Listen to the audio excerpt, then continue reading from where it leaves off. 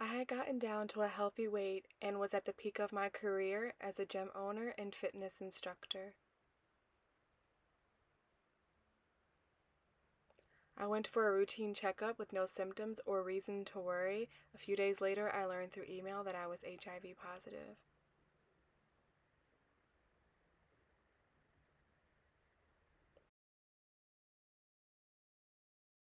I was so depressed. I didn't want to live anymore.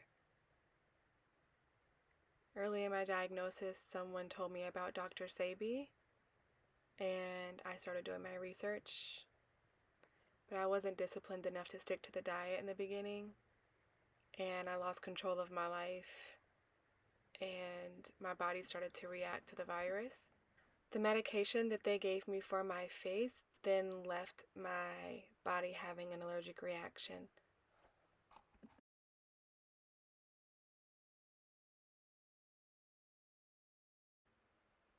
A few days short of my 4th year diagnosed, I saved enough money to visit Usha Village in Honduras. I was in Tampa at the time, and this is one of my favorite spots to go to. And I decided here, 3 days before I actually left, that I was going to make the commitment to go and that I was going to take the risk. Not knowing much about the village or doing any research, I called my mom, told her I was going, got on the phone with someone at the village. They FaceTimed me, and I packed a duffel bag. I left my van at a family member's house in Miami and took an Uber to the airport. I was nervous, I was excited. Yeah, I had been wanting to do this for 4 years, and I was finally on my way to do it. That morning was so beautiful, heading to Miami airport to catch my flight. I had taken a negative COVID test the day before, and I thought I was prepared with what I had packed. This is all I took other than my purse. And I filled out my Honduran forms to enter the country, and I saw this beautiful sign at the airport, and this was me waiting to catch my flight, and them explaining that you needed to have a mask or you were not going to be permitted to get onto the plane. And this is me boarding my flight from Miami to Roatan, and I didn't actually know until about 20 minutes before my flight took off that I was going to need transportation or another type of way to get from Roatan, which is the island, to La Ceiba, which is on the mainland. I had no idea. I thought that the lady was going to send somebody to pick me up from Roatan. I didn't look at the map. I just decided 3 days before I went that I was going to go and that I would figure it out along the way. So right before I got on this flight from Miami to Roatan, I talked to someone at the village, and she helped me book a flight to the mainland from Roatan. So I'll show you that plane a little bit later, but I did get a seat to myself on this flight, so that was really nice. The water was really gorgeous once we got up in the air. We went over the keys, and it was really beautiful. And as we were landing in Roatan, I saw a rainbow, and I felt like that was my aunt with me.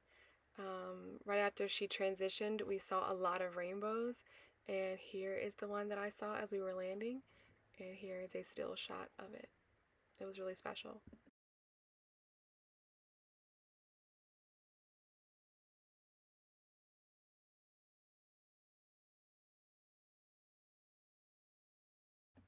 I ended up having a 4 hour layover at this airport, so yeah.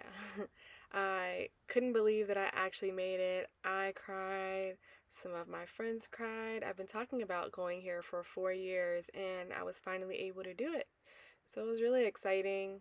It's a bag tag, a boarding pass, and I kept having to listen really well because they were calling out for flights, and I was trying to get my last good meal in before I got to the village, and everything was in Spanish, so I learned pretty quickly the words that I had remembered when I lived in Miami, and yeah, I just practiced and paid attention and figured it out.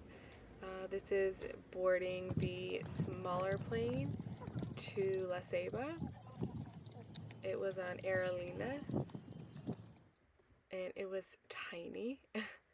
There was absolutely no security speech or any type of brief. There were no flight attendants. I did have a whole row to myself, and I could see the pilots the whole time. I think this guy was maybe training them, and yeah, this was about to be an experience. I just put my seatbelt on and said a prayer and yeah, hoped for the best. I took a plane like this before in Alaska, going from Anchorage to Fairbanks, but I don't remember being able to see the pilots as they were flying. I don't know. Big difference from being in the US, but it was gorgeous. I could feel every bump on this plane. This is me next to the plane once we landed in La Ceiba, and there's the trainer. This is how tiny it was when we were getting off. Sorry for the angle of the camera, but I was just trying to get a view so that you guys could see how little this plane was. And this is us waiting for our bags. There were only about 10 people at this airport. It was so quiet and peaceful and relaxing. This is the picture they sent me from the village so that I would know who was coming to pick me up. I only had to wait about 10 minutes once I landed and got my bags, and there is Christina pulling up to pick me up and take me to the village. I had no idea how long it was going to take to get to the village. Again, I booked 3 days before I came. Yeah, I had been thinking about it for a while, but I never really did research on the village. I never watched YouTube videos before I went. I just knew it was a place that I wanted to go, but when I was thinking about going, it was under construction, and then I just had to save enough money to be able to do it. But the ride was scary because the roads are crazy, and I was checking that map every 5 minutes to see how close we were getting, and then I got there. This is my room. It was only my room for a few days before I changed.